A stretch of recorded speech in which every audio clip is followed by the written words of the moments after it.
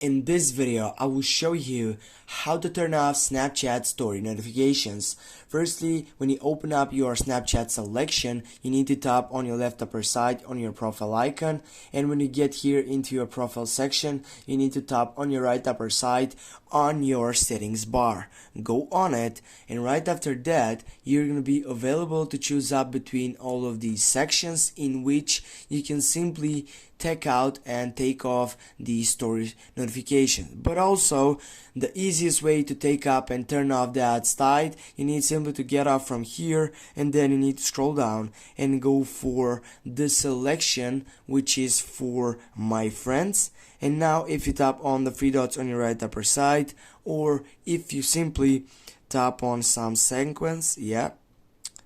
and if you simply get here and go more, and now if you go right down story notifications, and as you can see here, if this is like this one with turn on, you need simply to turn it off with this button.